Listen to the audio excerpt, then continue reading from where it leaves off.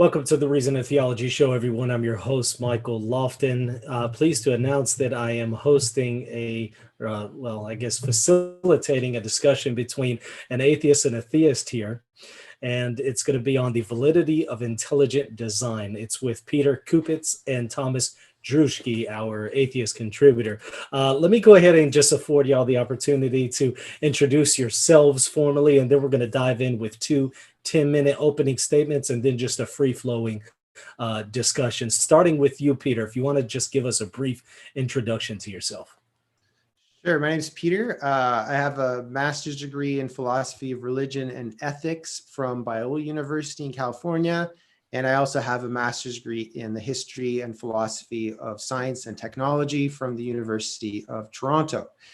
And I've been interested in intelligent design and Darwinian evolution and the issues surround it for many years, and haven't really done a lot in the topic lately, but I've been kind of returning to the issues in preparation for tonight, looking forward to it. And if people are interested in knowing more about what I do, I have a website, worldviewsummit.org, and it's down in the notes, I believe, for this channel, for this YouTube video. Yeah, I got it in the description. Thomas, go ahead and introduce yourself. All righty. Hey, everybody. My name is Drew. I run the YouTube channel, The Atheist Reformation. We normally have a Sunday service episode every week. That is currently on hiatus due to a recent move, but those are hopefully going to be picking back up here soon. As far as educational background, I have some collegiate level education in both some aspects of chemical and mechanical engineering, though I'm currently pursuing a degree in law after I finish my cybersecurity certifications. But I love science, I love biology, and abiogenesis mostly falls into the field of organic chemistry, so I'm actually pretty good at that. I look forward to this. So what we'll do is go ahead and start with two 10-minute opening presentations. And then, like I said, we'll do a free-flowing discussion. Beginning with you, Peter. Go ahead and take about 10 minutes here. All right.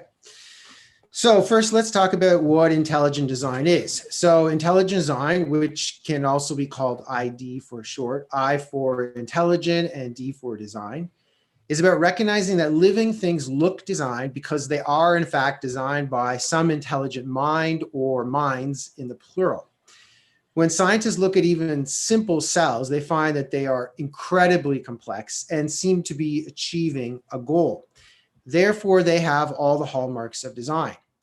Even the critics of ID, that I'll refer to as Darwinists, so that's just people who don't agree with intelligent design, they acknowledge this incredible complexity in apparent design, but they state that they can explain this design as coming through natural forces. That is, the design can be explained away as being simply the result of the unconscious blind forces of nature working through methods such as natural selection. Therefore, no designers are needed. ID advocates agree that to some extent, the blind forces of nature do act on living things, and they do change them over time. Evolution does occur, at least to some extent. That's a fact. But these unconscious forces of nature are an insufficient explanation. Therefore, we can still conclude that some type of intelligent designer or designers exist. Now, it's important to realize that the designer of ID is not necessarily a supernatural being. He, she, it could be supernatural, but doesn't have to be. The designers could simply be aliens on a distant planet. Within the theory of intelligent design, you can't say who the designer is. Biology doesn't tell us. There's nothing written on the inside of each cell declaring who the designer is. At the same time, many ID theorists, including myself, do believe the designer is God. They're usually open about that, but they point out that the identity of the designer is a secondary matter that lies outside of the scope ID. So when people like myself conclude that the designer is God, we do that for reasons that are not part of intelligent design. So the crucial issue here is not about God or religion. It's about whether there are intelligent minds that are responsible to some extent for biological life. This same type of design detection is what archaeologists do when they find something in the ground and have to decide whether it's a naturally occurring object or whether it was designed and created by someone many years ago. This design detection is also what arson investigators try to do when they find a house that's burned down and they need to determine if the fire happened naturally or whether someone deliberately started the fire. And this design detection is also what researchers do when they use satellites to search outer space and see if they can detect a signal coming from extraterrestrials. They try to determine if any signal is coming from a non-intelligent source, such as a pulsar, or from intelligent life forms. That's what design detection is all about. All of these disciplines are about design detection, and that's what intelligent design is about. It's about detecting design in biological life. So up until now, I've been focused on defining and explaining idea. Now I need to switch gears and discuss the current state of knowledge within the scientific community. There's an important difference between the theory of evolution in terms of common descent and the origin of the first living organism or first living cell. Scientists are convinced that they can explain the diversity of life, all of the species out there, as having evolved from the first cell. But they have no good explanation for how the first life began. That is, how the first cell came into existence. It's important to distinguish these two issues. My argument focuses on the origin of life and not the evolution that occurred after the first cell came into existence and began reproducing. So my argument does not entail disagreeing with any of the facts that the scientific community presents. It all rests on making a philosophical distinction concerning the burden of proof. In the ongoing debate between the ID community and Darwinists, the crucial issue is usually about the burden of proof. Both sides assume the other side has the burden of proof and that they have not met it. But I find that this issue is rarely addressed in an explicit manner, and my argument will seek to do that. So let me explain my argument by focusing on the burden of proof and why everything centers around this philosophical distinction. A good way to address this issue is by thinking of a hypothetical scenario in which scientists got a signal from outer space that was clearly created and designed by some extraterrestrial civilization. After the message in this signal was decoded, scientists discovered instructions in it, and these instructions were for building a spaceship. So in this hypothetical scenario, the spaceship was then built and it had incredible capabilities that were far beyond anything that any human beings could do. So if this happened, everyone would conclude that the signal was intelligently designed and that they were intelligent beings which produced it. Now let's take this a step further. Suppose that after the spaceship had been built and after everyone was excited about it, suppose someone came along and said that we were all wrong. Let's call this person Chuck. Chuck tells us that we had all been too quick to jump to a conclusion, and we had committed a fallacy, which he called an aliens of the gaps fallacy. He said that the signal did not come from intelligent minds, rather it had come from the blind, unconscious forces of nature. So what would our reaction to this be? Our first reaction would probably be to laugh at Chuck. Obviously, we have overwhelming evidence in the spaceship for the existence of extraterrestrials. But let's suppose we stop laughing and we take him seriously. The first thing we should recognize in listening to Chuck is that he would have the burden of proof. He needs to explain how the signal came about through just the blind forces of nature. He needs to provide a plausible explanation. So let's assume that Chuck presents his theory. And in his theory, he tells us that he can't explain how the signal got started in the first place.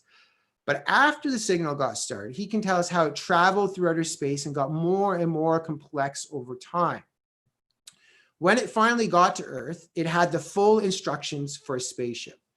So again, he can't say how this signal got started, but he can say how it got more complex as it traveled through outer space. Of course, this is a hypothetical scenario, and there's no actual mechanism that we know of which can allow a signal to get more complex.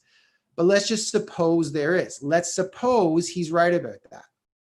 So given this, what would we make of Chuck's theory? Well, clearly it has some intriguing features to it, but we need to ask whether he fulfilled his burden of proof. And the answer is clearly no. Chuck has not eliminated design as the better explanation. If Chuck can't explain how the signal got started, he hasn't eliminated the aliens as the best explanation. Why? because his theory, if it was correct, would simply show that the aliens were more intelligent, more brilliant than we had originally thought, because they were able to create a signal with the capability of traveling through outer space and getting more complex. That would be absolutely amazing. So rather than eliminating intelligent design, Chuck would have inadvertently strengthened it. In order for Chuck to eliminate the aliens as the better explanation, he would need to also explain how the signal got started in the first place. He would need to point out some type of physical process that could do this. Unless or until he does that, he would not have fulfilled the burden of proof. So let's draw the parallel back to the intelligent design of biological life. In all living things, and even in the simplest cells, we have incredible complexity and incredible evidence of design that is like the complexity of some fantastic spaceship. If someone wants to deny that living things are designed, they have the burden of proof. They need to provide an alternative explanation that can tell us how this fantastic design got here. When Charles Darwin published his famous book in 1859, he took it upon himself, that burden of proof. He sought to give us an explanation of how all the diversity of life could have arisen. The thing is, Darwin only explained how the original cell, or cells, plural, could have evolved into all the different species, but he didn't explain where that first cell came from. In other words, he didn't try to explain how this signal got started. He only tried to explain how the signal traveled through outer space and got more complex. So I hope you can see the parallels I'm drawing here. The Chuck of my spaceship scenario could only explain how the signal got more complex as it traveled through outer space, and not how the signal got started. So also, Charles Darwin only explained how the information in the first cell got more complex over time as it evolved. But he did not explain how that initial information, the start of the signal, that is the first cell, came into existence. So instead of eliminating intelligent design, Charles Darwin strengthened it. And since Darwin published his theory, we've had no major changes in this overall situation.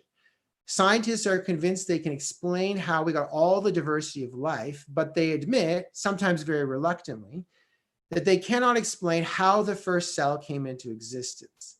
Unless or until they do, they have not fulfilled the burden of proof. Therefore, intelligent design is and always has been the better, more rational explanation. That's it. I'm all done. All right, excellent. Now, Drew, you have an opportunity here to go ahead and take about 10 minutes for your opening presentation. So go ahead. All right. So let's start the party, shall we? We're having some fun tonight. So to address this discussion is not about evolution. This discussion really isn't even about the explanatory power of abiogenesis. This is about testing a model put forth for intelligent design that claims to be the best explanation for how life started on this planet. I maintain that intelligent design has never put forth a workable model that can be tested or that is potentially falsifiable. And as such, it is practically pointless. But to talk about abiogenesis, what it is and what it isn't, and what our current knowledge is today, I've prepared some notes. So from Encyclopedia Britannica, abiogenesis is the idea that life arose from non-life somewhere around 3.5 billion years ago on Earth, and that the first life forms that were generated were very simple and then gradually became increasingly more complex until biogenesis, how life coming from other life, and the processes that define evolution, such as natural selection, genetic drift, and things like that, start to take over. Abiogenesis, for one, is not to be confused with spontaneous generation. I'm not saying Peter's going to bring that up. This is just to dispel something that has been going around for ages when talking about this topic. They're not the same thing. Spontaneous generation specifically hypothesized that complex life, particularly vermin, such as mice, maggots, and flies, arose spontaneously and continually from non-living biological material, such as carrion and offal from discarded and bad meat. Two early forms that led to the modern discussion of abiogenesis were the Oprah and Haldane model and the Miller-Urey experiment. The first positing the notion that organic molecules could be formed from abiogenic materials, provided there is an external energy source of some kind. Oprah himself believed that life came from what are called coacervates. Never have been real sure on how to pronounce that word, unfortunately. Coacervates are a cluster of molecular aggregates that are in a particular form, and they're bounded by a membrane. The Miller-Urey experiment was a test of the Oprah and Haldane model, which was able to successfully produce organic molecules from some non-living components that are thought and would have existed on Earth prior to the rise of life. What Miller and Yuri found was that simple organic molecules, most notably amino acids, had formed under those simulated conditions. Now, while modern abiogenesis hypotheses are based on a lot of the same principles as the earlier addressed models and experiments, there are subtle differences in newer models that are undergoing study and are being put forth to explain the process of how abiogenic molecules could and very well may have progress to living organisms. The biggest difference and debate that is ongoing in the scientific community, despite what any opponent to it, such as either Mr. Kupisz or anyone else, may say or try to get you to believe or try to get you to acknowledge, is not whether or not abiogenesis occurred, but how it occurred. Some of the specifics being debated currently are whether or not the complex organic molecules were self-replicating with no metabolic functions, or were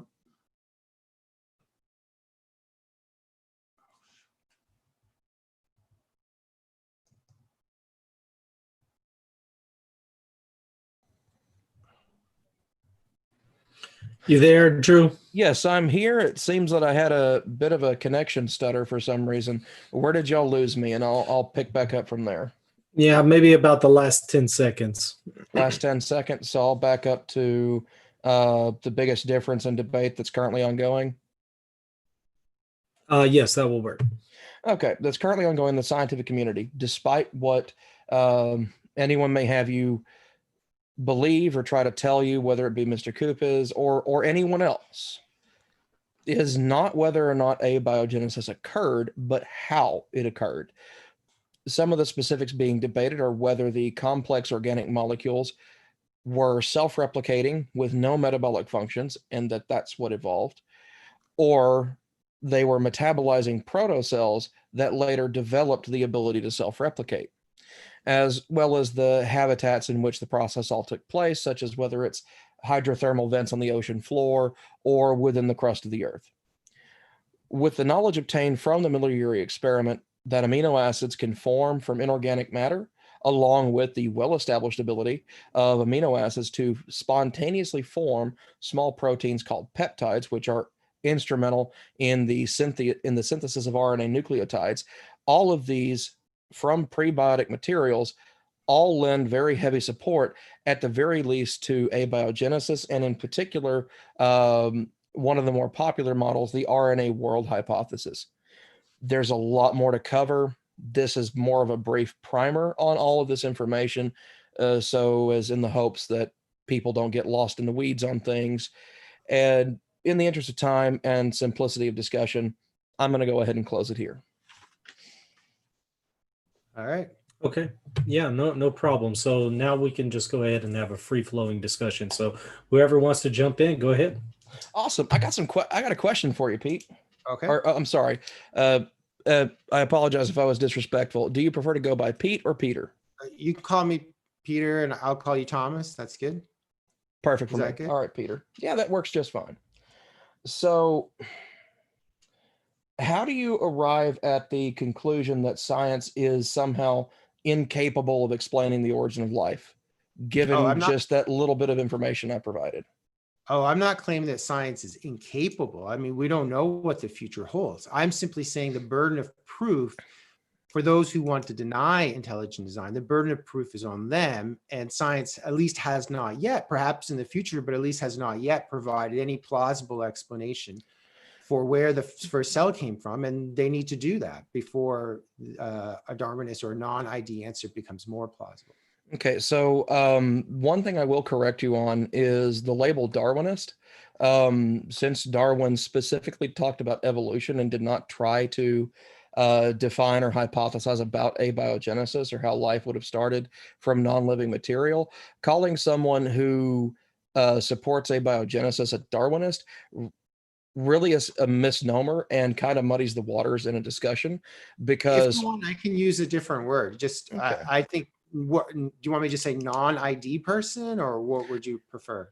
That would work. And really, this isn't so much for the purposes of this discussion. It's more because abiogenesis and evolution are different things. I agree. And to I said that in my statement, right? Right. I heard you say that. But to use that label Darwinist, which is a generally conflated term, muddies the waters between the two. And so it can get confusing in discussion.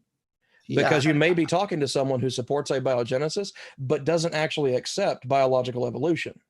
Sure. A lot of times in the literature, somebody who rejects ID is called a Darwinist. But if you prefer a different, I understand where you're coming from. But if you want me to say something else, like, I mean, I'm used to using that word. So if I slip into it, that's fine. But I can call you or say the non-ID person or whatever it might be. Oh no, I'm okay with being called a Darwinist. I just wanted to make you aware of that, because the only place that you see people labeled as Darwinists, such as that, are in publications such as intelligent design information and things like that. Things that all come from theistic sources. You don't actually see that in the scientific community.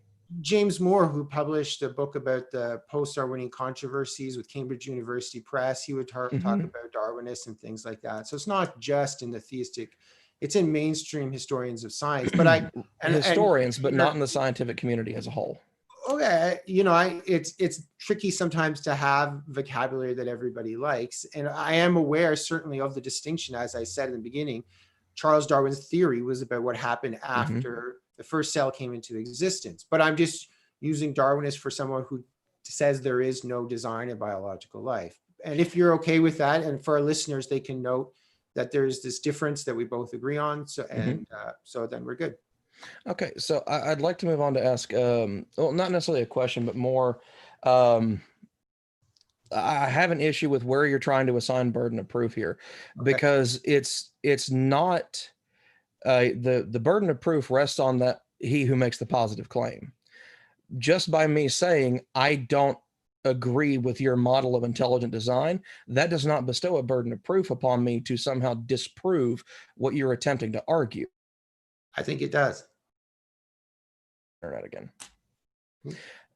Sorry, I guess there was a stutter again. You would still have to show evidence to support your claim, but one model failing does not automatically show support for another model. Well, if we do have that positive evidence of design, like say, let's transfer this to what do you think of my example of the spaceship? If we got a signal from outer space that had instructions to build a spaceship and we built it, would you say we were correct in inferring that the spaceship was intelligently designed? Would you agree with that? Yes, I would agree with that. And here's why. Because that signal and that spaceship that we're building is not biological. Okay, so that thought experiment kind of falls on its face, because the example that you're using, none of that is talking about a biological system. It's talking entirely about things that we know and understand are made by an intelligence, or by something with a mind, by something that has agency and builds things. Okay, so I appreciate you going to the heart of the issue, because whenever I talk about this with Darwinists, I think they need to explain what is the crucial difference. And I always find that whatever they point to as the crucial difference is just a case of special pleading, and it's not relevant to make that difference. So, let me just expand this a little bit. Like you said, a spaceship is not biological, but what if we got this signal from outer space, we built it, we said it was, and let's suppose that it was carbon-based rather than silicon-based. I don't think that would be relevant. And now let's suppose that as we studied the internal mechanism of this spaceship, we realized it was more and more similar to the way cells operate. We wouldn't suddenly then say, oh, well, it's not designed. What if after a year of the spaceship existing, it actually reproduced itself? We wouldn't then say, oh, it's not designed. We would say, oh my goodness, this is even more fantastically designed than we originally assumed because it's able to reproduce itself. The problem that we run into there is because we're talking about something that is obviously designed, that we have information, evidence that shows it's designed, and then going forth from those instructions. Just because something like, for instance, we make nanomachines that move and operate similar to how a bacteria moves. That doesn't mean we designed that bacteria. That doesn't mean the bacteria was designed. So you have a whole lot of correlation, not equaling causation here. And I think you're jumping the shark in just assuming, even in a thought experiment, that, okay, maybe this happens. Okay, well, maybe this happens. It just ultimately devolves into what honestly sounds like a fantastical retelling of two kids going into the woods and claiming they were suddenly captured and raised by wolves. And I'm not meaning that to sound demeaning or anything like that. I'm just saying that's the fantastical place to which it is heading. No, I mean, it would and be there's a very lot of different. assumptions being made that are just completely unfounded. No, I mean, there's no relevant difference between a ship, inferring that a ship is designed and inferring cells are designed. You talked about nanotechnology. Mm-hmm. That all the more makes us realize, like, let's suppose that one day we were able to build a cell in the lab. Well, then that should help us even more to realize that cells were designed. No, all that shows us is that we can make a cell. That doesn't mean that cell was designed. No, well, if the cell that you produced in the lab was designed, but we have, I mean, suppose Chuck, in my scenario, Chuck comes along and says, no, this spaceship isn't designed. And he says, this spaceship is just so different from what we've made, so therefore it's not designed. Well, that's irrelevant. That we can know the space, anyone who deny the spaceship was designed would have the burden of proof. And we can know that cells are designed because they have the marks of design the way a spaceship does. It's not a fantastic. No, it's if Chuck proposed an entirely different mechanism by saying that this is the case, that the reason why this is not the case is because of that, then yeah, he would have a burden of proof. But here's the thing, with abiogenesis, it's an entirely separate field of study, and that's what the focus is on. They're not concerned with any intelligence. They're not concerned with anything outside of it, because, but there's no evidence to show that they should. Sure, None. there is. The evidence is in the design of the cells, even the simplest. Except at no point has any ID proponent. The cells are incredibly complex. Even people who are critics of ID, who are Darwinists, they acknowledge that there's incredible complexity in cells. I mean, let me just give you one quote. Richard Dawkins says at the beginning of The Blind Watchmaker, for our listeners, Richard Dawkins is a strong critic of intelligent design. He says in his book, The Blind Watchmaker, on page 4, biology is the study of complicated things that give the appearance of having been designed for a purpose. Mm-hmm. Michael Ruse, who's a philosopher of science, strong critic of intelligent design, he says, this is in a debate that he had on The Origin of Life with Fuzz Rana in 2003. He says, when we look at the cell, I don't know about you folks, but when I look at the cell, I say, oh my goodness, that sure as hell looks designed to me. That looks to me like something that someone worked very hard to produce. So I don't want to deny that we're dealing with design-like phenomenon, end quote. And Bill Gates has said it in his book. He says, human DNA is like a computer program, but far, far more advanced than any software we've ever created. So the design of cells is clear. And so whoever wants to deny it, like Charles Darwin, when he wanted to explain the origin of species, he took upon himself to provide a plausible explanation, which is what someone who denies design needs to do. But it's not complete. If you want to get rid of intelligent design, you have to explain the first cell as well. Except no, they actually don't, because for intelligent design to be valid, it has to show and demonstrate somehow that not only is that this is designed, and in fact, you're leaving out a very key component of the ID argument, and that is irreducible complexity. At no point has any ID proponent, at no point has anyone in the ID community ever come forth with something that they claim is irreducibly complex that has not been soundly refuted by the scientific community. You Okay, don't have any evidence to support it. I'm It's not relying our on job to find it for you. I'm not relying on the argument from irreducible complexity. That really, Michael Behe, who's known for that, a lot of that deals with evolution after the first cell comes into existence. And I'm going to grant for you, I'm fully granting all of the theory of common descent. I can say Michael Behe is wrong about irreducible complexity. I'm going to, we're not debating common descent or all of the evolution that happened after the first cell. I'm just saying we can grant everything the scientific community is saying. We can agree with all the scientific facts. They acknowledge, sometimes very reluctant, they don't have any plausible explanation for the first cell. That is all we need to show that intelligent design is the more plausible explanation. No, that does not make ID more plausible. And here's the big problem with that is the scientific community doesn't actually say that they don't have a plausible explanation. What they say is they've got so many different options, they're not sure which one actually was the cause, or if it could have been one or multiple or all of these things that did this. There's no way for them to pinpoint which one did it first. Okay, so all of these things work, and they're all shown and demonstrated to work. So we still have to fall back on irreducible complexity to some degree, because at some point, if you're going to argue that something is designed, then there has to be a way for it not to have come about naturally. You have to fulfill that. To address this issue, I want our listeners to understand that scientists really have no idea how the first cell came to existence. Lots of theories, lots of hopes, lots of work. The thing is, both you and I are not biologists. We don't have a doctorate in this field. So I think it's worthwhile for me to provide some quotes from people who are experts in the field, establishing this fact that they really don't know. So this is, first quote I have is from Eugene Koonin. He's a molecular biologist, wrote the book, The Logic of Chance, published in 2011. Here's a quote from him. The origin of life, quote, the origin of life is one of the hardest problems in all of science, but it is also one of the most important. Origin of life research has evolved into a lively interdisciplinary field, but other scientists often view it with skepticism and even derision. This attitude is understandable and, in a sense, perhaps justified, given the, quote, dirty, rarely mentioned secret. Despite many interesting results to its credit, when judged by the straightforward criterion of reaching or even approaching the ultimate goal, the origin of life field is a failure. We still do not even have a plausible, coherent model, let alone a validated scenario for the emergence of life on Earth.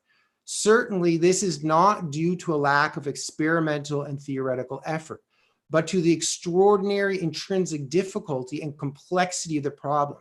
A succession of exceedingly unlikely steps is essential for the origin of life, from the synthesis and accumulation of nucleotides to the origin of translation.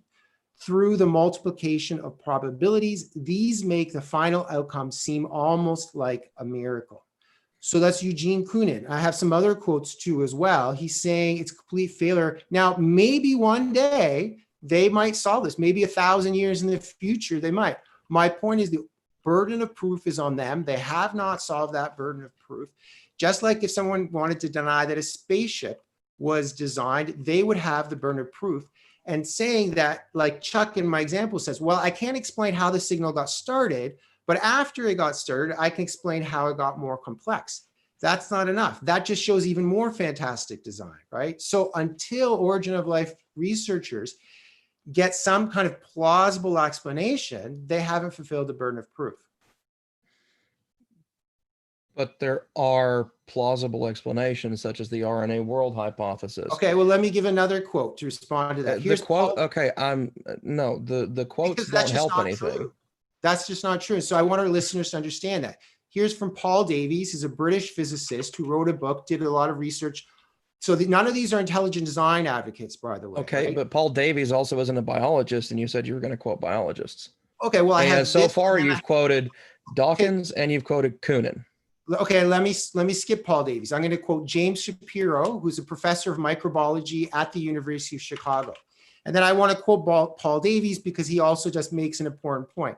So James Shapiro, who's a critic of ID and a professor of microbiology, he wrote this on a Huffington Post article. He says, quote, rather than accept that evolution science is always a tentative work in progress, conventional evolutionists make absolutist claims like all the facts are on my side.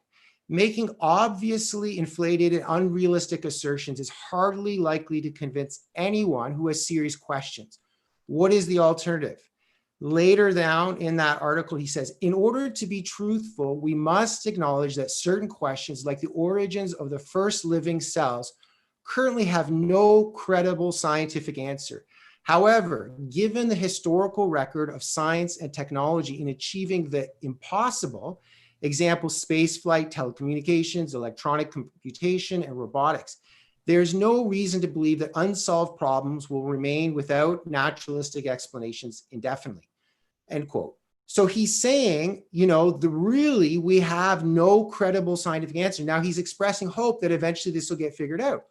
Maybe they will. Maybe it'll be discovered next year. Maybe it'll be discovered in 1,000 years. I have a question for you. The burden of proof is on scientists to do that. How old is that Shapiro quote? That's from 2012. Okay, so 8 years of science has happened since then. What I'm talking about with the RNA World Hypothesis, with the knowledge that's going into that and things like that, that has come a very long way since 2012. Can you get me one from 2018? One. Nothing substantial has changed in the last 10 years. If you go to the Wikipedia page, if you go to Encyclopedia Britannica or whatever, you won't see anything. You don't have to do it. You can do anything. Now, let me quote Paul Davies, because I think this is very insightful. Now, I acknowledge he's not a biologist, but he is someone who investigated a lot of different areas. He has a PhD in physics. I'm not concerned with the Davies quote. I'm sorry, but here, okay, but our listeners, I think just from 2013, there is an article, well, not even an article. This is a research paper that was published by NCBI, The Origin of Life, What We Know, What We Can Know, and What We Will Never Know by Addie Pross and Robert Pascal. This is an entire paper after the Shapiro quote that talks about a lot of how these things are indeed plausible, including some of the ones that I believe you brought up with either Shapiro or Dawkins. I can't remember which one. Even bringing into question and talking about what some have referred to as the autocatalysis problem. I'm not going to get too deep into that one because autocatalysis is a very deep and very long rabbit hole. But I really encourage people to go online and read this article. In fact, I'm going to copy and paste it into the chat for today's debate, the chat within our Zoom meeting. And I'm going to request that Mike put this in the description as some further reading for people to take a look at and to actually see scholarly articles about this, not just quotes from individuals in either news articles, intelligent design tracts, or books. Intelligent design tract. And so let me been quote mined by ID. I wouldn't be surprised to find these as well. I can put all the references and the quotes in the notes section too for everybody to check this out. Yes, please. I checked all the references myself, made sure they're in context. So I know you don't want to hear the Paul Davies quote, but our listeners might, and I think it's worth them to hear this. This is from his book, The Fifth Miracle, The Search for the Origin and Meaning of Life, page 18. He says, many investigators feel uneasy stating in public that the origin of life is a mystery, even though behind closed doors, they admit they are baffled. There seems to be two reasons for their unease. First, they feel it opens the door to religious fundamentalists and their God of the gaps pseudo-explanations. Second, they worry that a frank admission of ignorance will undermine funding, especially for the search for life in space. So I think that's a telling admission. I mean, he's talking to biologists who are working in the field, and one of the reasons they won't admit in public that they have no idea is that they don't want to open the door to religious fundamentalists and their, quote, God of the gap pseudo-explanation. But Intelligent design is not a god of the gaps. There's positive evidence of design, just as in a spaceship, you have positive evidence of design to infer a designer. Okay, So, but here's the main question. What design? Give me an example of design. But before you do that, an important thing to note about the Davies quote, the book that you're quoting that from was published in 1998. It is a 22-year-old book. That is a 22-year-old book. I believe it was later than that. I think it was 2000. I'm looking at his list of books right now. If you're talking about The Fifth Miracle, it's 1998. If it's The Origin of Life, it's 2003. Only 5 years separate the two. A lot of science has happened in the last 17 years at a minimum. Okay, but you said even earlier that there's a lot of different theories within the scientific community about, Yes.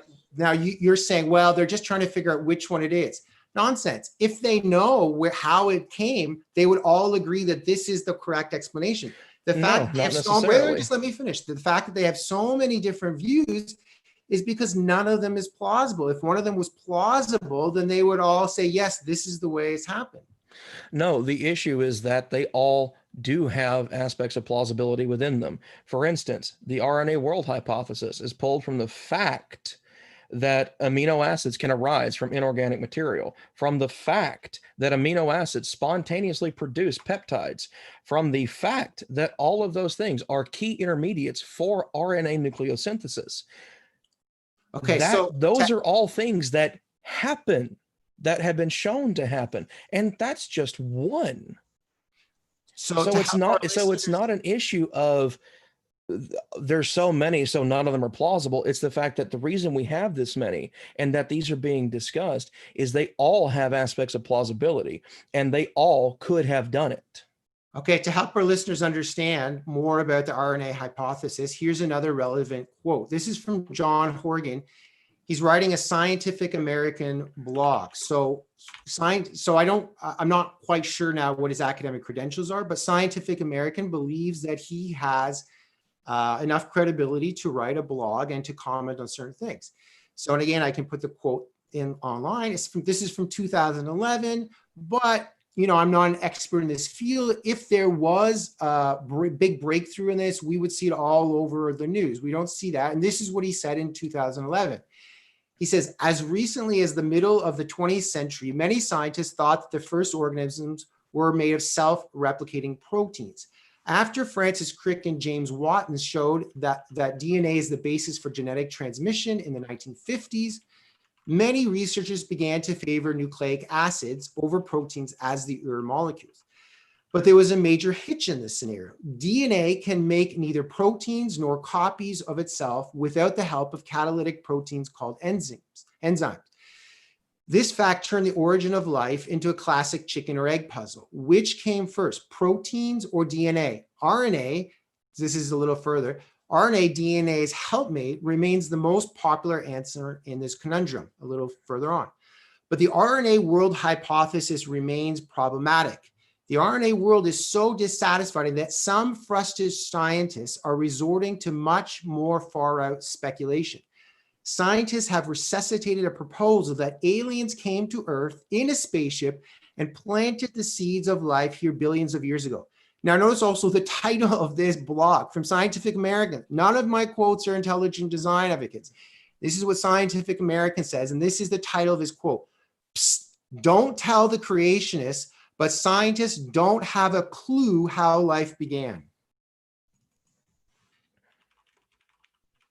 The fact is, if you go to Encyclopedia Britannica and you look for all the different theories, you see there's no plausible explanation. There's a lot of different theories, a lot of different ideas. Different scientists have different ways that they're going about it. All of these quotes, they're not from the last 2 or 3 years, but if anything significant happened in the last 10 years, we would see this in mainstream news. It would be splashed all over the place. We figured it out. The fact is they have no idea. Now, maybe they might figure it out eventually, but we should be honest, as James Shapiro says. He says we should be— Your Horgan quote is massively outdated, by the way. The which quote? One thing, your Horgan quote, John Horgan. I said it was 2011. It's actually older than that. If you look at the very first line from the article, exactly 20 years ago, I wrote an article for Scientific American that in draft form had the headline above. My editor nixed it, so we went with something less dramatic. In the beginning, scientists are having a hard time agreeing on when, where, and most important, how life first emerged on the Earth. So 20 years from 2011 would be 1991. Okay, do you think this is a massively outdated system? Do you think you when he got going on published here it in 2011, he was sure to update it in any needed way? in no way does he actually update that. Okay, I provided 4 quotes, and I think all of them outdated. All of them outdated, okay, and I pointed that out. You can disagree that they're outdated, but I'm sorry. Okay, I invite our listeners to go to Encyclopedia Britannica or any authoritative source on origin of life and just read it and see, do they have a plausible explanation that the scientific community agrees on? No, you'll find they don't. I can do you one better. Everyone who listens tonight, what I highly suggest you do, I'll list one. From the Great Courses Plus, if you have an Audible subscription, or you can get an Audible subscription free for 30 days, and you can get a free book as part of that. Let's see. Trying to remember the name of the book.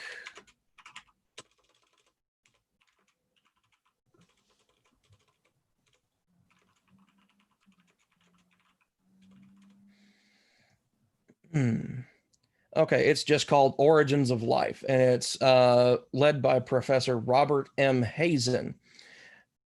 Listen to that.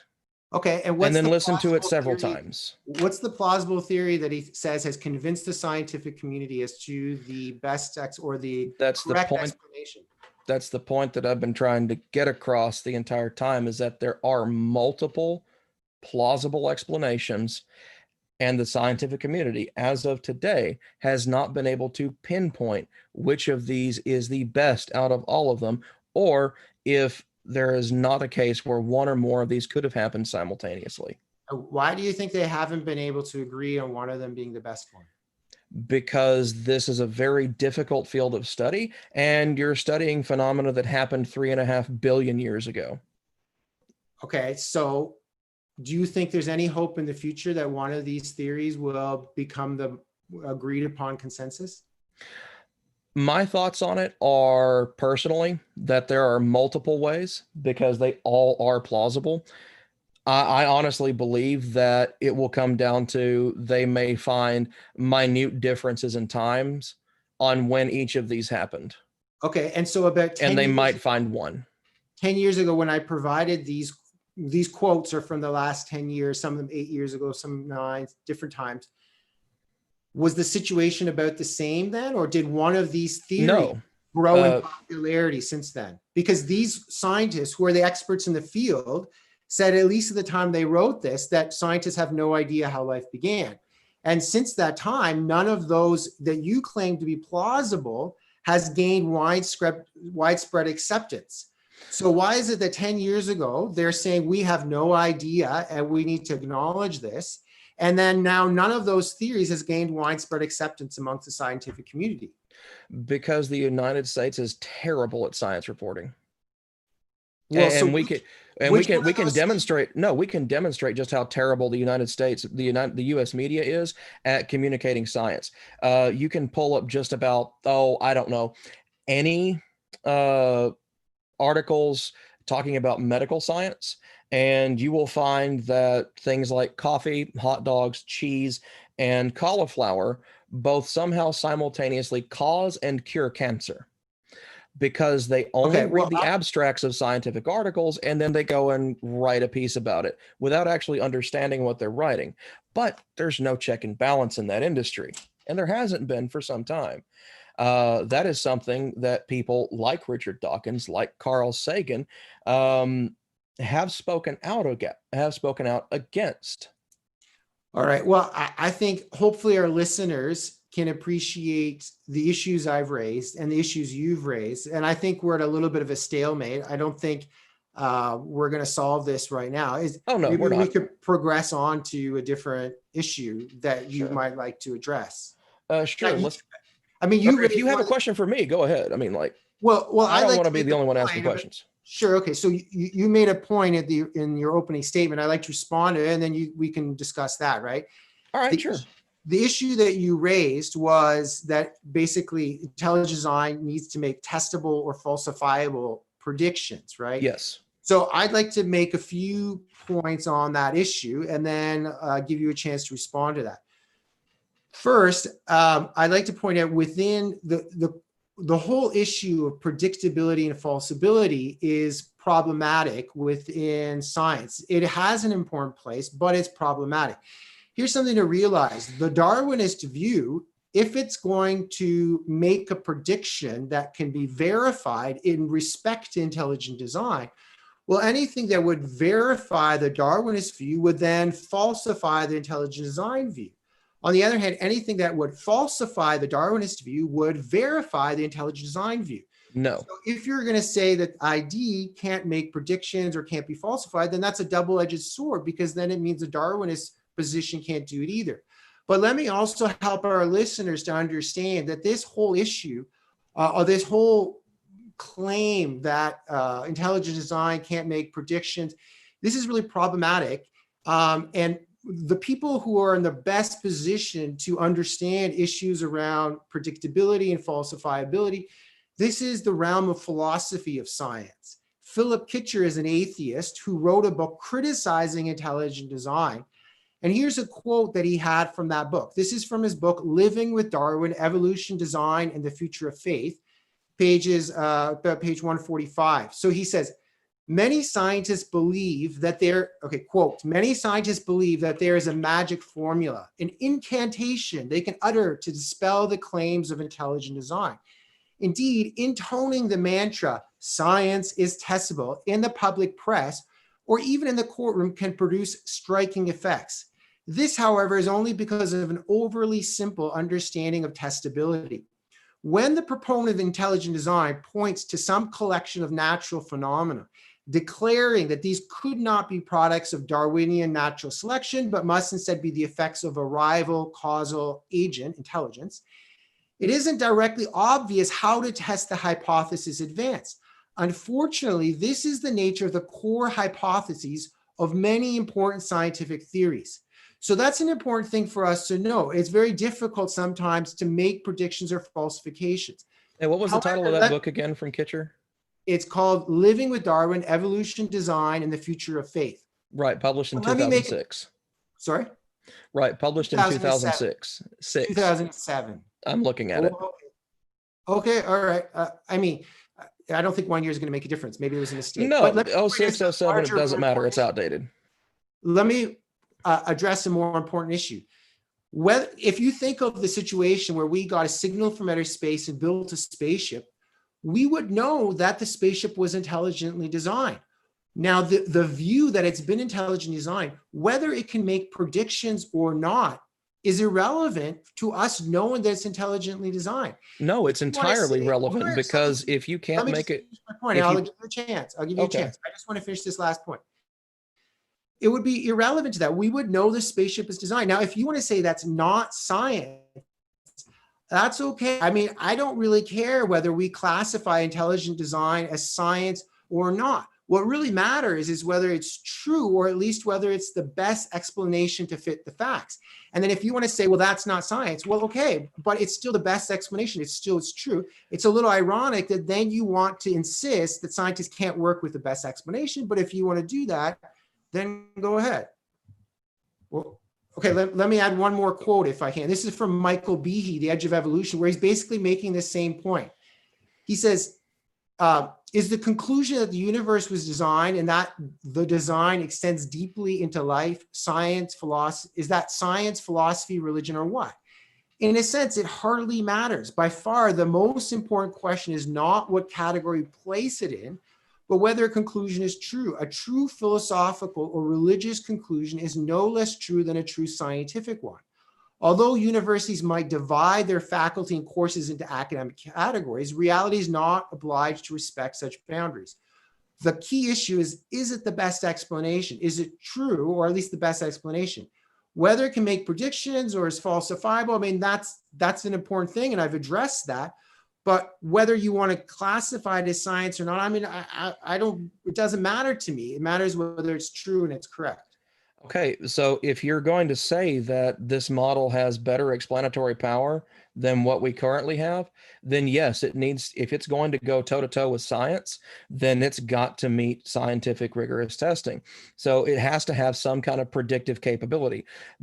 What predictions can be made under the intelligent design model? What's a prediction that we can make? Okay, let's assume that we can test. So I'm not, I mean, William Dembski, in his book, The Design Revolution, he talks about, it has a chapter in there talking about ways of working and looking at intelligent design. A lot of that relates to the whole theory of common descent.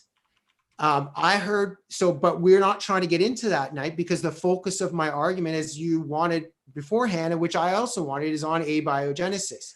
Right, and that's what I'm asking. That's what I'm asking about. You're saying that intelligent design is the best explanation for how life started, for the origin of life on Earth. That means at some point there must be some line of demarcation between living and non-living material that we can't blur the lines on at all. There has to be that point of irreducible complexity. So what is a prediction that we can make using intelligent design to find an answer about that? One of the predictions could be that we're not going to find a plausible explanation for the origin of life. Then why have we found several? What? Yeah, and it's not plausible. None of them are plausible. That's why they haven't convinced the majority of scientists. What do you know about the Rna World Hypothesis? What do you know about anything that I've put forth so far? I'm not an expert in this. Then how can you say they're not plausible, other than these quotes that you've pulled from various places? I just know the experts in the field tell us that they have no idea. And when you go look in biology books or whatever, none of the theories have convinced the majority of scientists. That's what everybody really needs to know about the current state of things. But let me even put But that does not validate intelligent design as being a better explanation. Yes, it does, because the burden. No, it doesn't. Like, okay, if I go and find evidence that if I were to somehow take this pen and I let go of it and it falls upwards, that's gonna tell me that either something has happened within gravity to cause gravity to reverse, or it may potentially be the first bit of evidence that shows that gravity is somehow not the best explanation for what things do when you let go of them on Earth or anything like that. There's a lot more to gravity, but that's a very, very simple stripped down version of it. What that does not do is that does not somehow say that it was a magnet that did it. It doesn't say that it was God that made the pen fly upward. It doesn't say that some other random model is what made that fall upward. All it shows, all it possibly could indicate, is that maybe gravity is not the best explanation. That is not positive evidence for something else. Let me give two responses to this whole issue of predictions and whether it's science. First, in the early 2000s, I heard intelligent design advocates saying they predicted that because they were convinced of intelligent design, a lot of the junk DNA that scientists were claiming was junk DNA within genomes of different living things, they were saying, we predict we're going to find that these actually have functions. They're not junk DNA. They turned out to be corrected by that. That is one prediction that's been made that has become correct. But that's all getting into much more of the theory of common descent, and that's not what we're going to focus on today. So Let me just go back, though, and explain. I think it's very useful for our listeners to put this in perspective by using my spaceship scenario. We get a signal from outer space. We use it to build a spaceship. Then this guy, Chuck, comes along and he says, nonsense, it didn't come from aliens. He can't explain how the signal got started, but he can explain how it got more complex as it traveled through outer space. That's very analogous to the situation that we have today with abiogenesis and evolution. Now, imagine if Chuck said to us, Well, nonsense. Your inference that your spaceship has been designed is unscientific and untrue because you can't make predictions. What would we say? I mean, we just laugh at that. We say, look at the spaceship, it's designed. Who cares whether we can make predictions or not? If you want to deny that this spaceship is designed, the burden of proof is on you. You have to be able to explain how this signal got started. If you can't do that, all your arguments about whether it's not scientific, whether it makes predictions, all of those are red herrings to distract from that fundamental fact. No, they're not, because in that very same scenario, another person is making the positive claim that the signal itself was designed, that the spaceship was designed because of the signal that it came from. And we can start looking at the evidence, seeing what's right in front of us, and start drawing conclusions based on that evidence. So we make a prediction that this is designed. What's another prediction? That we have a model, this is design. What's a prediction we can make based off that? Well, that design had to originate from something. Okay, it comes from that signal. Well, what do we know about signals? Let's analyze that for a minute. Well, we know that every signal that ever happens on this planet, aside from a very few, such as the cosmic microwave background radiation, which isn't actually a signal, but some try to claim that it is, originates from things that are built or maintained or designed by intelligent beings. That's evidence. That's making a prediction based on your hypothesis. So note how I didn't have to address any argument that Home Dude made, that Chuck made about it not being designed. I made a prediction and we tested it, and that got us more evidence. Now, Chuck can do the same thing entirely separately from us. He wants to say it's not designed. He needs to make a prediction based off of that. That prediction we can then test against the available information, the available data. So no, asking what predictions the ID model can make is not a red herring. It's a legitimate question that has never been answered. By saying that it's an unfalsifiable model because it relies on on some sort of supernatural influence. There's no supernatural Really? Then why did they find in Kitzmiller v. Dover in the ID textbook of Pandas and People that it was just a republish where they did a find and replace on the word creationist and then put the word design proponents? It is creationism with a pseudoscience wrapper. I don't know of every single thing that's ever been produced by any kind of it's one of the most well-documented cases in U.S. legal history. Kitzmiller v. Dover, 2005. There was a documentary on it. Okay, so even if they did, that doesn't mean that they speak for all of intelligent design. I can give you some quotes. Look, this is what intelligent design is about. William Dembski says in The Design Revolution. William Dembski is one of the authors of Pandas and People. No, he wasn't. But let me just go back and say, here's what he says in The Design Revolution. And I can give other quotes from intelligent design leaders saying it's the crucial issues about design. The fundamental claim of intelligent design is straightforward and easily intelligible.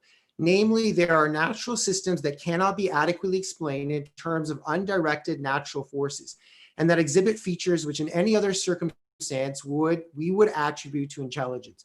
The critics of ID don't like it because they know that people can step outside of intelligent design and then make a conclusion that the designer is God. And they don't like it. If the same thing is going on that happened to the Big Bang Theory in the 20th century. Basically, the first proponent of the Big Bang Theory was Georges Lemaitre. For our listeners, I'll explain. When I talk about the Big Bang Theory, I'm not talking about the TV show.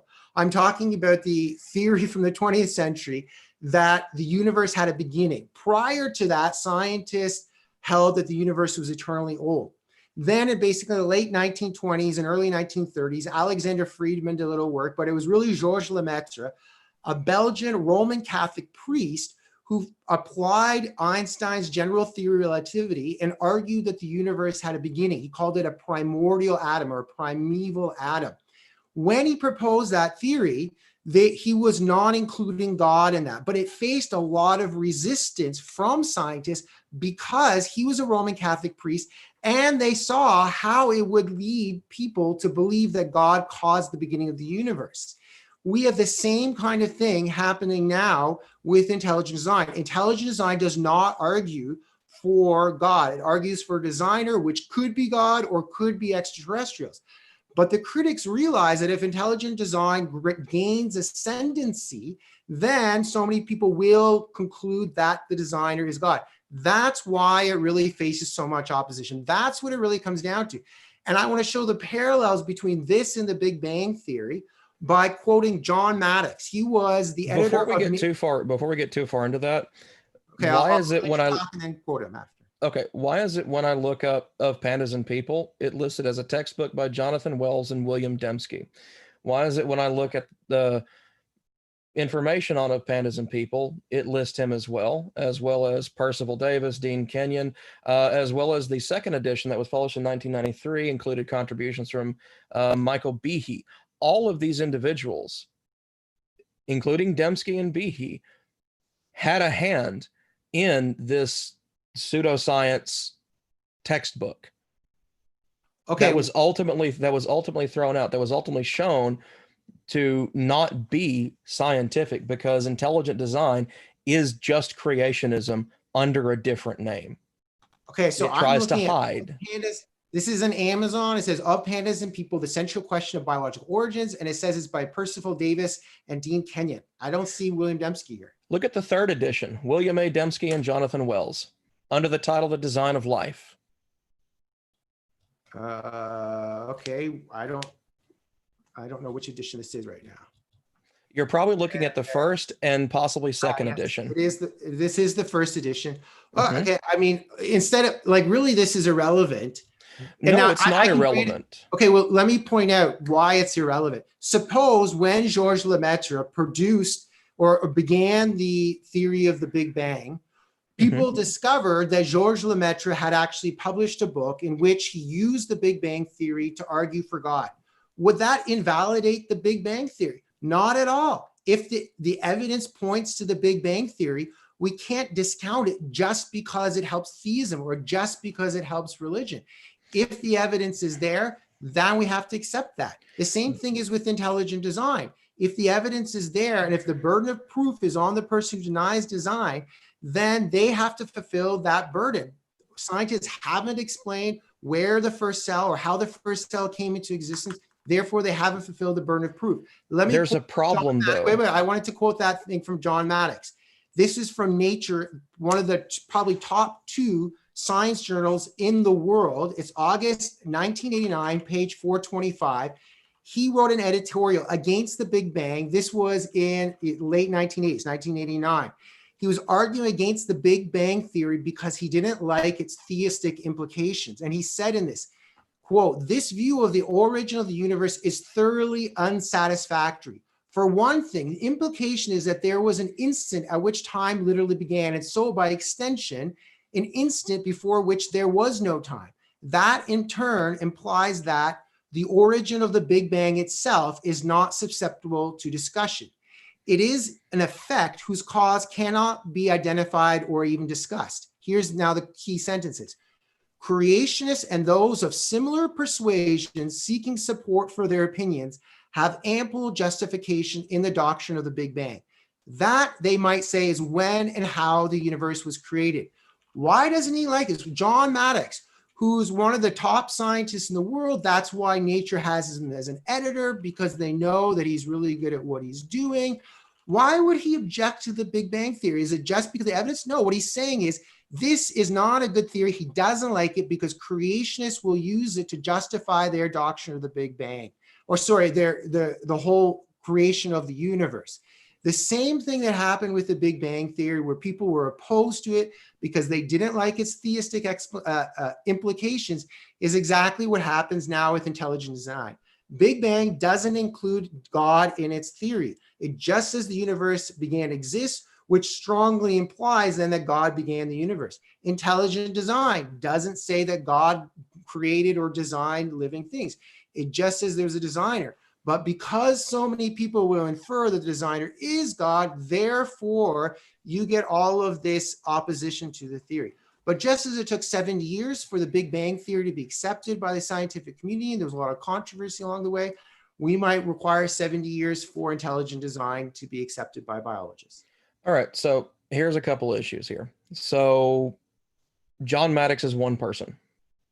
One person who did not accept Big Bang as late as 1989. And that's fine. He denounced it as philosophically unacceptable, as you said. And he favored steady state theory. However, this was prior to the launch of the Hubble Space Telescope, which then confirmed what the Big Bang Theory proposed. And I don't have an exact quote on it, but Maddox is later purported to have changed his mind prior to his death in 2009.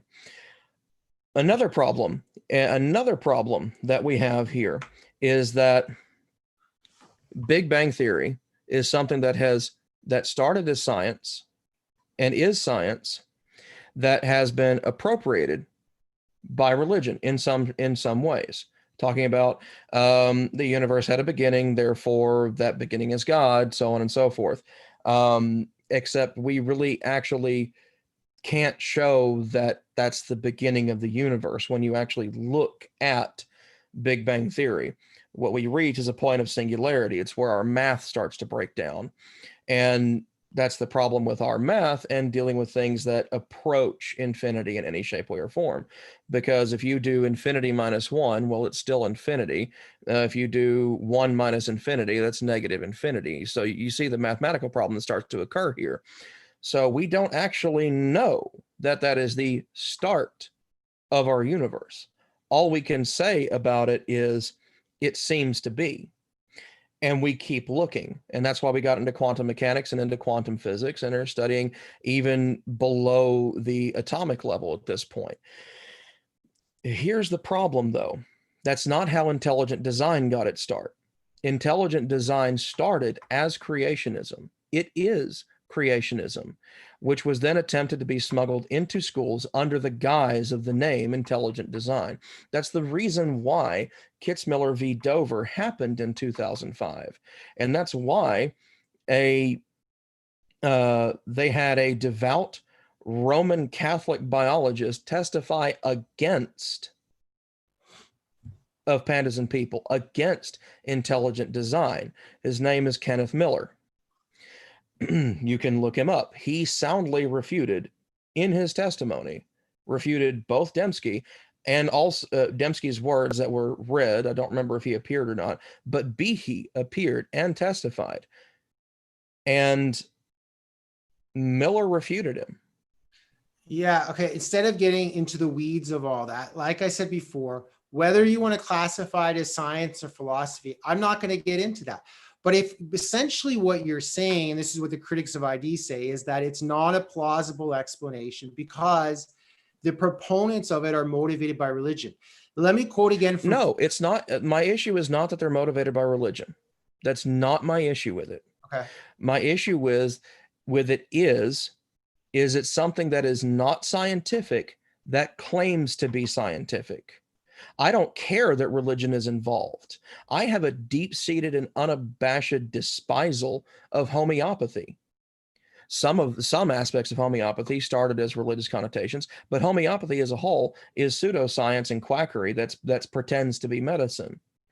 It has nothing to do with religion in this regard. It has to do with something that is not science, trying to claim that it is science, and not only try to claim that it is science, but that it is better than science.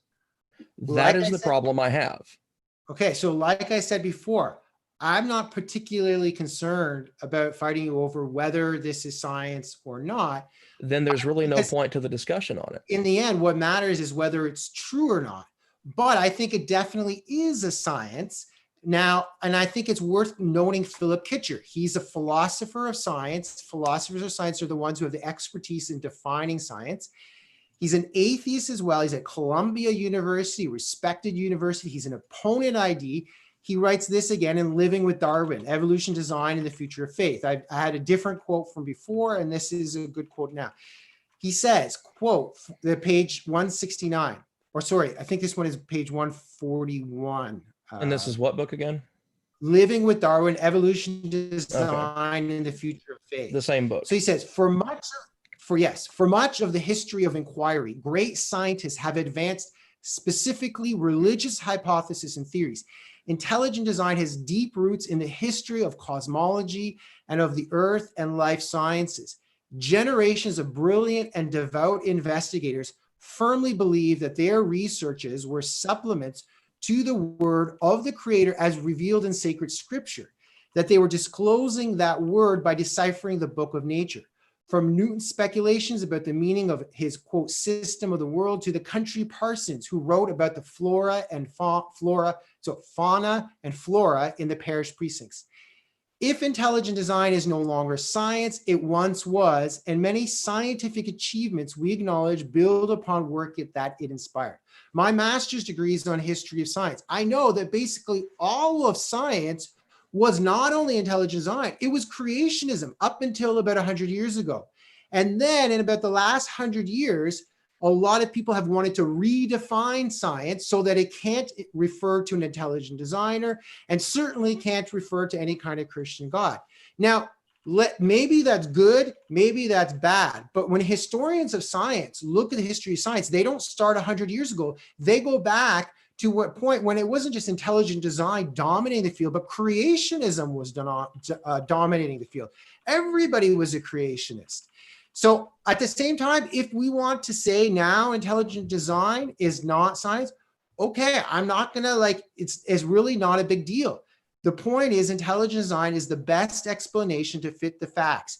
When we see a spaceship, or if we saw a spaceship, we would know its design. The burden of proof would be on someone who denied that. They would have to explain how that signal got started, and they haven't done that. And in the same way, scientists haven't explained where the first cell came from, so they haven't fulfilled the burden of proof. And all of these other issues, they're just red herrings. They're distractions from that crucial issue.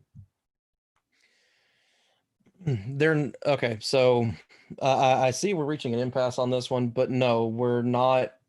It's not a red herring to ask for ID to make a predictive model. It's creationism that is pretending to be science. And that's all intelligent design has ever been, even going back to William Paley's argument in, what was it, 1789, something like that. Okay, what about asking those questions is very important, because you've even said you think ID is science. So with that in mind, it's inescapable that at some point to proclaim it to be a better model than abiogenesis, to be a better model than evolution, since that's another part of our discussion that we'll have at a later date, hopefully, maybe, we don't know. You have to be able to show something that is more useful. You have to have something that those things cannot explain or cannot have a hope of explaining. But everything proposed either has had an explanation that has been found, or we have multiple plausible predictions for how these things could have happened, such as abiogenesis, and we haven't been able to pinpoint which one did it first. Okay, let me propose something to you, Thomas, to get your reaction. Let me propose a certain version of intelligent design called extraterrestrial design. There are 3 features to extraterrestrial design. You're talking about panspermia. It's something that Richard Dawkins was pushed into, and it was in his interview with Ben Stein in Intelligence Not Allowed or something like that, in the Expelled documentary. Yeah, and everything about that documentary was incredibly dishonestly done. Okay, even Dawkins himself said I disagree, but let's I want to propose to extraterrestrial design. In extraterrestrial design, you can only identify the designer as an extraterrestrial. You cannot say it's science, it's only philosophy or whatever you want to call it, and you only use the burden of proof argument that I've talked about now. So those are the 3 components of extraterrestrial design. Okay. What would your objection be to that? My objection would be, what prediction can you show me that it makes?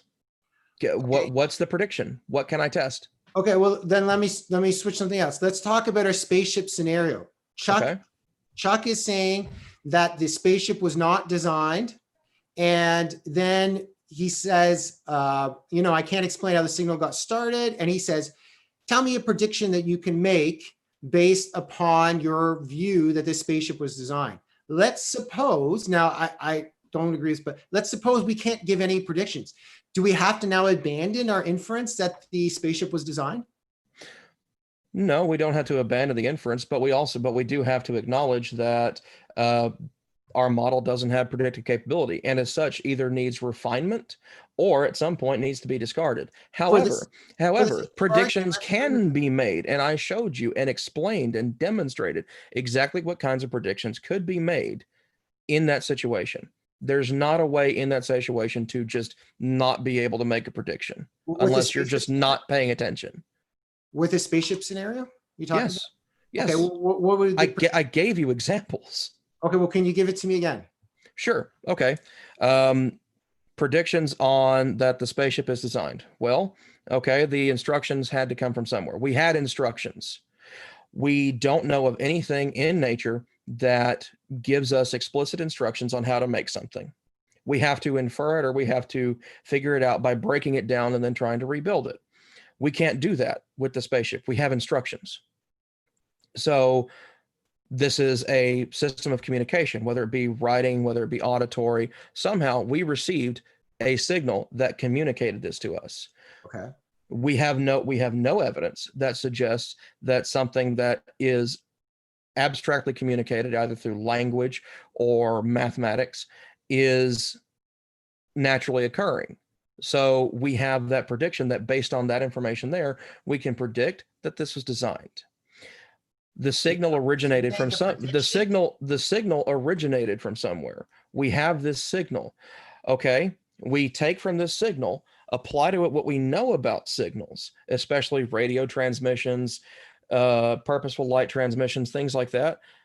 And we can show that design. We can show it's been designed on our end. So we can make a prediction that that should also be designed. That doesn't actually tell us whether or not it's designed, but it gives us a prediction we can test. And we can test that by taking that ship, going to the origin of the signal, and if the thing or entity or whatever it is still extant that produced that signal, well, then we have evidence showing, hey, that signal originated from somewhere. So the problem we have with intelligent design is that it offers none of these predictions. Okay, so you're saying the prediction in the spaceship scenario that you can make is that you can go in the spaceship to the source of the signal to visit the extraterrestrials. Is that what that was one of at least three that I gave you? Okay, well, I didn't quite understand. I mean, there was a number of there, and it was hard to tell what exactly was the prediction. It didn't seem all of those were predictions. That's the thing. What happens if suddenly we can't figure out how the spaceship works, so we can't take it anywhere? Do we have to now say, well, we can't fulfill that prediction, so therefore it wasn't designed? No, the issue is we have a prediction that we don't have a way to test it. And so that prediction for now is shelved until we can find a way to test it. Okay, so what's that doesn't mean that doesn't invalidate it. That just means it's shelved for the time being. But again, you still have to make a prediction that we can either test, or in the absence of being able to test it, can say, okay, this is something that we might be able to test at some point. Let's take this idea. We're going to keep it. It's not going to become part of mainstream science, not yet, because we can't confirm it. So sorry, I had a hard time understanding. What was your other predictions from this spaceship scenario? The instructions for building the spaceship. We can make a prediction that the spaceship is designed because we received explicit instructions on how to build it. The prediction that it's designed is not a prediction. I mean, if you use that kind of reasoning, I can say, okay, I have a prediction that cells are designed. But that's the conclusion, right? You can't use the conclusion to make the conclusion. No. So okay, I think we're getting a little crossways on this one. So for a little bit easier explanation, I'm gonna dip into evolution just for a moment. This isn't to take the discussion there. This is just to explain a little bit more. So I predict that things that are alive will change over time. Give it enough time, large changes will happen. Okay. That's my prediction. That's my hypothesis. Now I can test that. I test that by taking that prediction and applying it to what I see in the natural world and seeing if that prediction actually holds up under that testing. If it does, I have a workable model. If it doesn't, I need to discard it and find a new model. Okay. So if you want to get into the theory of common descent, we weren't going to get into this, but Oh, no. That was just to explain predictions and explain how it's saying I predict that this was my prediction that this thing is designed is based on my ability to test that prediction of design based on these evidences. That was just to explain it. In the early 2000s, I was at intelligent design conferences and I heard intelligent design advocates. At the time, there was a lot of junk DNA in genomes, and people were saying that the junk DNA is what we would expect given a Darwinist understanding of the world. We have all this junk DNA. Intelligent design advocates were predicting this junk DNA would actually have a function. In the last 20 years, that prediction has proven correct. Intelligent design does make predictions, but we were not going to get into it. My case grants that all of the evolution that occurred after the first cell happened exactly as the Darwinian community has said. I'm not disagreeing with anything. I'm agreeing with everything they say, including the fact that there is no plausible explanation that's convinced the vast majority of scientists.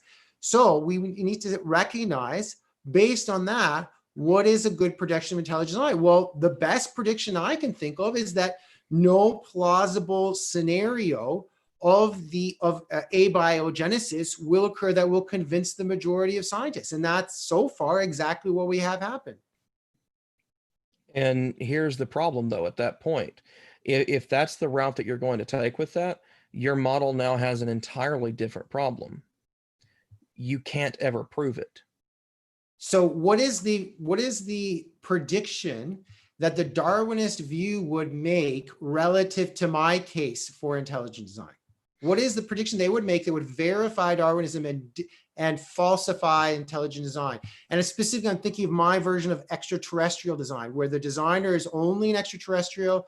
We're not even going to call it science, and it's just this burden of proof argument.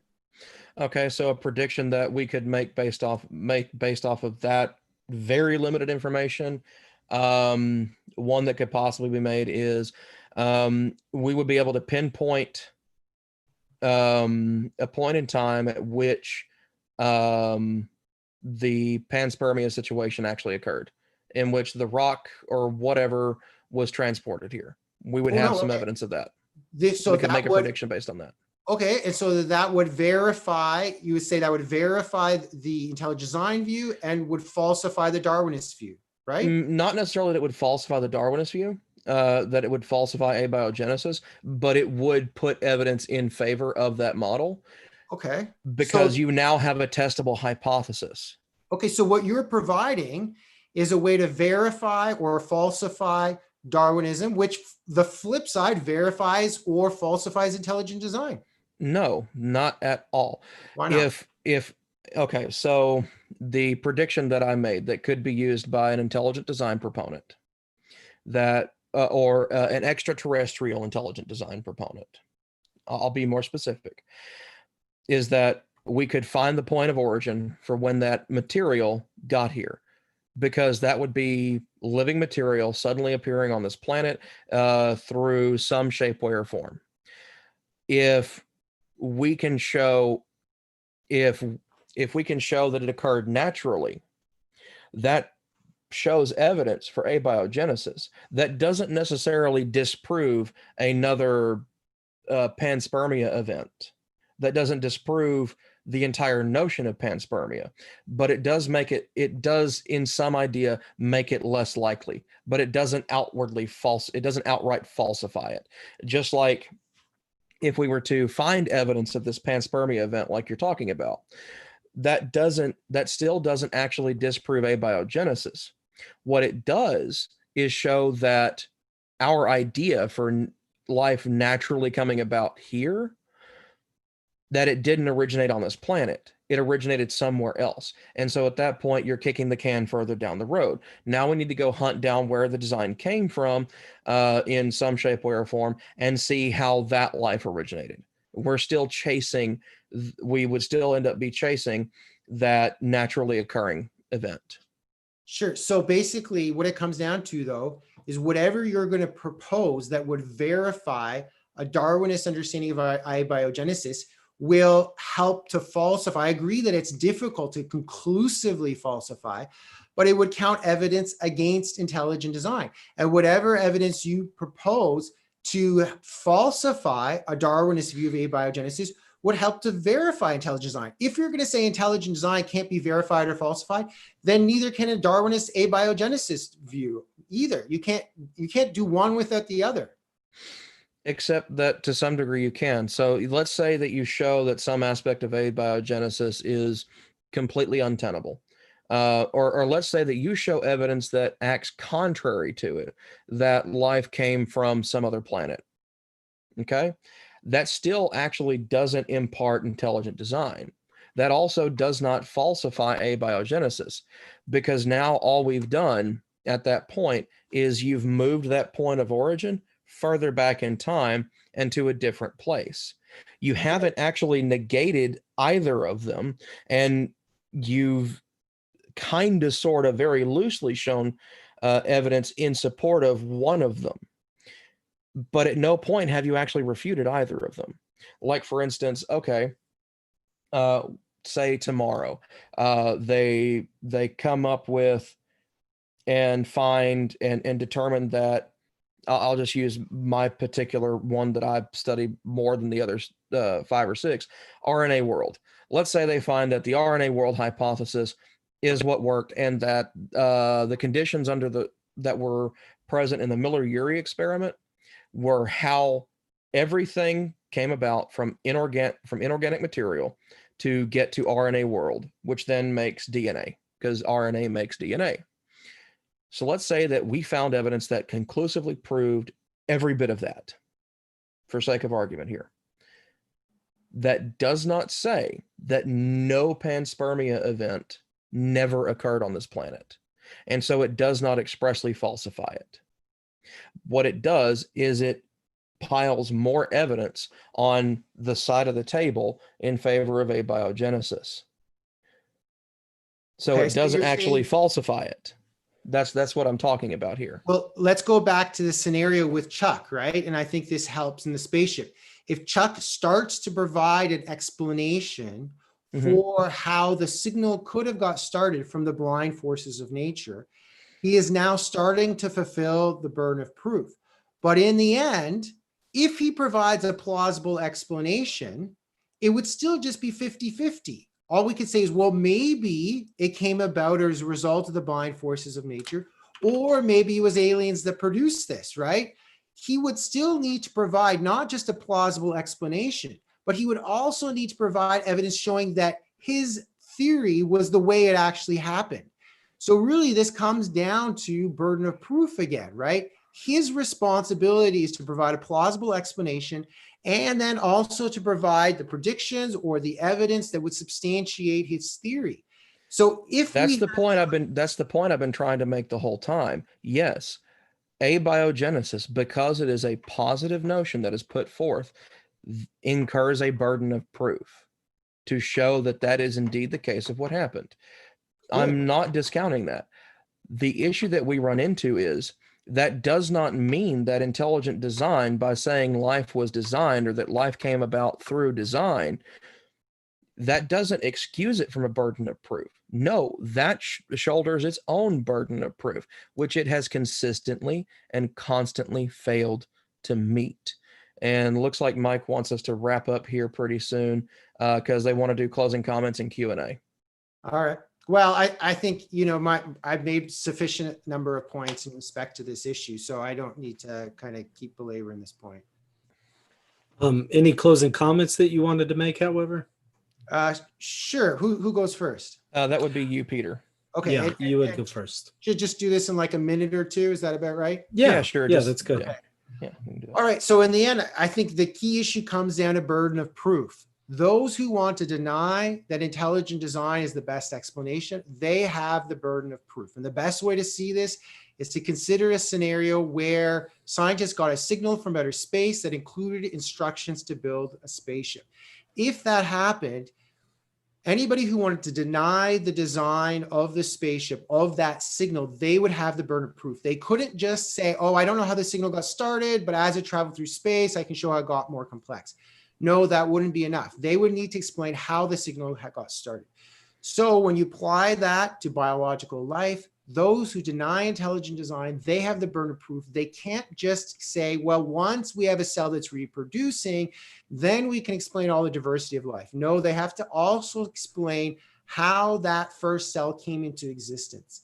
And scientists sometimes reluctantly acknowledge this. The critics of ID always want to paint this as a religious enterprise. It's the same kind of criticism that people leveled against the Big Bang Theory. They didn't like basically the father of the Big Bang Theory, Georges Lemaitre. He was a Roman Catholic priest, and there was all kinds of opposition. I only gave you one quote, but I could give you other quotes where Carl Weizsäcker was a physicist, was proposing this theory that the universe began to exist, and Walter Nernst said, oh, this is against the very foundations of science. He was all opposed to that. And there's other examples too. Just as the Big Bang Theory faced resistance and it became the accepted theory within the realm of physics or cosmology, so intelligent design is facing the same kind of opposition, and it might take 70 years before it becomes accepted within the biology community. It's not about God, it's not about religion, it's whether there's evidence for designer. There clearly is. The burden of proof has not been met, so intelligent design is and always has been the better explanation. Go ahead, Drew. Okay, I just want to make sure you were done there, Peter. So, to kind of close everything up, yes, burden of proof is something that falls on both sides of the fence here. Do not let individuals like Peter or William Dembski or Michael Behe ever tell you otherwise, because they have a burden of proof to show that their model works, that their model is the best explanation. And simply by saying another one isn't plausible to them, I'm sorry, that's an argument from ignorance, number one. Number two, that does not provide evidence for them. If that were the case, if they were to argue that absence of evidence is somehow evidence of absence, then that would also apply to God. That would also apply to all of their arguments about God. And I could then say the exact same thing to them. However, they don't like that. That's not a popular thing. And they will soundly and always come back with saying that absence of evidence is not evidence of absence. So I'm sorry. What's good for the goose must also be good for the gander as well in that regard. What Peter here has failed to do is show any predictive capability for the intelligent design model as far as the origin of life on this planet. He has put forth a thought experiment of a non-living entity, of things that are clearly and abjectly designed because we have evidence for these, to somehow bolster a failing and dated argument that has not been relevant almost since its inception, and certainly hasn't been relevant for many years, and it will continue to not be relevant. If that sounds rude, I apologize. Rudeness is not intended, but I respect the man, Peter. I respect that he came on here to talk to me today. However, that does not necessarily mean I'm required to respect his position, and that is an important thing that I think people seem to miss. So, in short, abiogenesis has actual evidence. We keep finding evidence. It's plausible.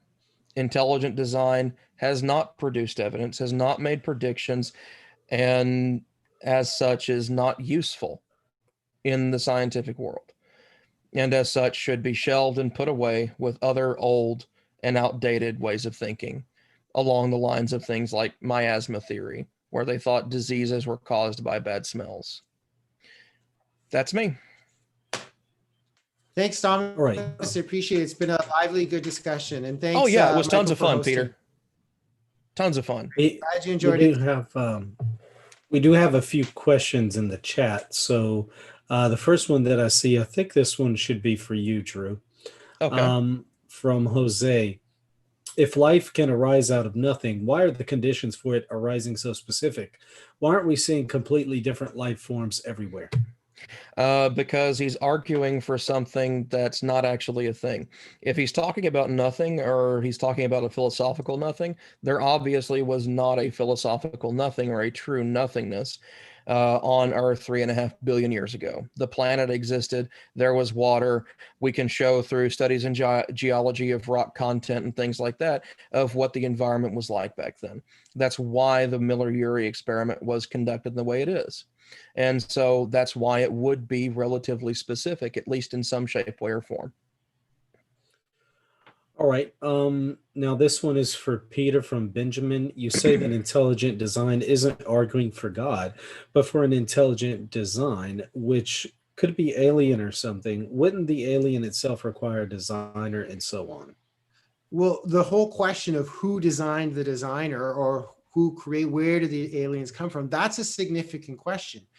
But we don't have to answer that question within the theory of intelligent design. It's certainly a good thing to explore, but I mean, you can draw the parallel again to the Big Bang Theory. The idea that the universe began to exist strongly suggests, well, there must have been some cause to the beginning of the universe, right? And yeah, I mean, certainly we should look for that cause, but then you can ask another question, well, what caused that? And then you can say, well, what caused that? Those are all good questions. Now, if you're saying God caused the universe, well, then you have a necessarily existing being and you don't have a prior cause. But that whole issue of what caused the cause, or whether it was God or something else, you don't have to answer that question in order to know that the Big Bang Theory is true, in order to know that the universe began to exist. So in like manner, we can infer that the first cell was designed, and we don't have to answer the question of who designed the designer. If it was extraterrestrials, it's an open question. Did they evolve according to some Darwinist view on a different planet? Were they intelligently designed by some other creatures on another planet? Were they designed by other creatures on another planet? Or were those aliens created by God? I mean, that's all speculation. They're all secondary questions outside of intelligent design. So just as you don't have to answer the question of the cause of the universe or get into all that to know the universe began to exist, so also you don't have to answer the question of who were the designers or where did they come from or anything like that in order to know that intelligent design is the best explanation. I would actually like to address that question if you don't mind, Mike. All right, yeah. It's just a brief assessment of what Peter said. He's right for the most part. Peter is right for the most part. However, a question that intelligent design must answer that falls very well within the purview is, how do you show that that cell was designed? If you cannot do that, you cannot show evidence for your position. And if you can't do that, your position's useless. You show it's designed the same way you would know the spaceship is designed. You look at it, you study it, you say, oh my goodness, this is very complex and is serving a purpose. Therefore, we can infer the spaceship is designed. If we can know spaceships are designed, we can know cells are designed. There's no relevant difference between the spaceships aren't cells.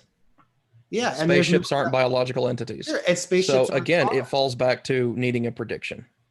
If you don't provide a prediction, we can't test your model. If we can't test your model is useless.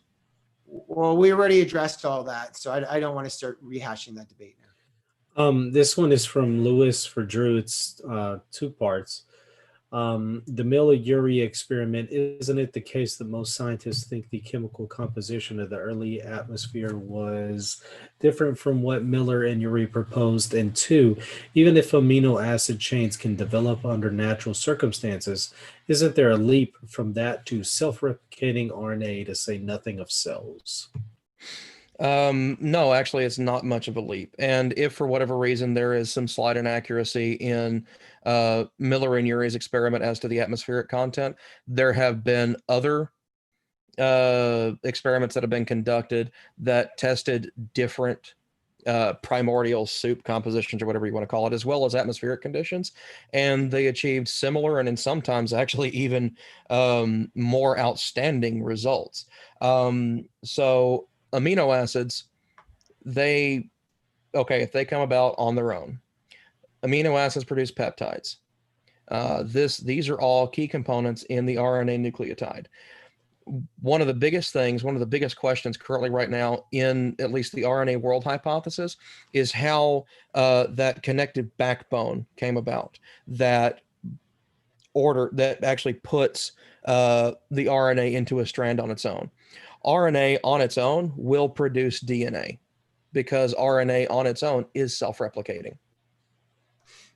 Can I just provide a little quick response? So Go ahead. I just, for the sake of our listeners who are probably like me, who don't have a lot of expertise in this field, I just want to repeat a little part from somebody who is an expert in the field, who doesn't agree with ID, but who is a molecular biologist, Eugene Koonin. This is just a short bit from what I read before. He says, the origin of life field is a failure. We still do not even have a plausible, coherent model, let alone a validated scenario for the emergence of life on Earth.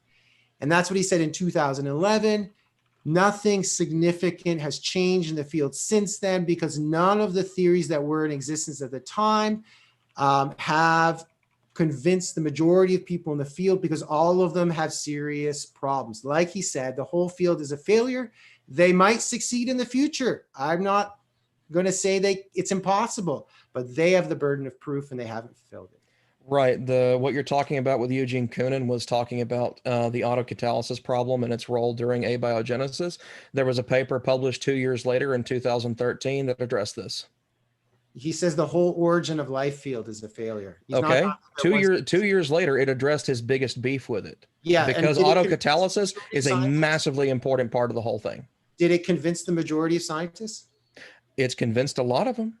It's the majority scientific consensus is that abiogenesis occurred. Yes, they're convinced. The disconsensus or the lack of consensus is entirely surrounded on which one did it first. Right. And the whole problem is they forgot who has the burden of proof. And that's why they have not recognized intelligent design as the more plausible explanation. No, they know exactly that they have a burden of proof to show that their model is better than another. They know they have their burden of proof. That's why they're studying it. And when they've got a plausible theory, it will convince the majority of scientists. They haven't done that. The majority of scientists are already convinced that abiogenesis occurs. The majority of biologists, microbiologists, do a poll, check the National Academy of Sciences. It's there. Okay, go ahead, Michael. I was just going to ask you each to go ahead and maybe put in a plug for your material again, if you want to refer everyone to your website. Go ahead, Peter. Tell our viewers your information. Sure, thanks. So I don't have, I'm actually kind of thankful for the pandemic, because I don't have a whole lot of stuff up online. I haven't published any books, but I'm looking forward to doing that in the future. I've been thinking and studying about these issues for a long time, so I'm looking forward to sharing more on this. Right now, though, the best place to go is my website, worldviewsummit.org. And so you can see that in the notes below, Worldview Summit, all together, no spaces, .org at the end. I also have a YouTube channel. You can go type in Worldview Summit Peter Kupisz, and then you can be able to see it there. It's also a little bit new. So, there'll be more and more material coming out in the future, and I invite people to check back every so often. I do have short blogs on my website. If you go to short blogs, you go under science, you'll see some of the things I talked about on there, but you won't see a long article. I might take my preparation for this today and write an article that people will be able to see. If you go to the website, look under articles, maybe check back in a week or two, I might have something there. But for now, that's what I've got. Perfect. Now go ahead, Drew, and put in a plug for what you're doing in your channel. Okay, sure.